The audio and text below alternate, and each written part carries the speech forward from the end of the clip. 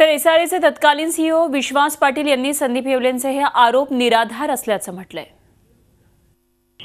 येवलेंच्या प्रकरणामध्ये 13/2ची इन्क्वायरी चालू होती। त्याच्यामध्ये आम्ही ज्युडिशियल डिसिजन घेतलेला आहे। तो क्वाजी ज्युडिशियल डिसिजन आहे तो, आणि तो क्वाजी ज्युडिशियल डिसिजन घेताना ऍक्च्युअली साईटवर काय घडलं म्हणून आम्ही sub engineer, executive engineer, superintending engineer यांचे रिपोर्ट घेतले। त्यानुसार जागेचे फोटोग्राफ, आता झालेला खर्च, हे सगळं बघून आम्ही ज्युडिशियल डिसिजन घेतलेला आहे। आता तो डिसिजन जर या झोपडीपट्टीधारकांना किंवा त्यांच्या संस्थेला मान्य नसेल तर ते अपीलात जाऊ शकतात। त्याशिवाय मी वेगळं काय सांगणार।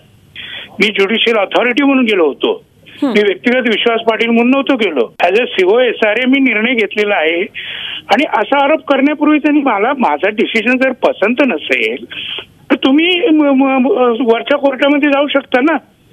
या न्यायाने तुम्ही कुठल्याही कोर्टाला असा काही व्यक्तिगत आरोप करू शकता का? माझा त्या सोसायटीशी व्यक्तिगतरित्या काय संबंध? आता त्यांना मान्य नसेल तर माझा डिसिजनवर त्यांनी अपिलामध्ये जावं, यापेक्षा मी वेगळं काय सांगणार। झी 24 तास रहा एक पाऊल पुढे।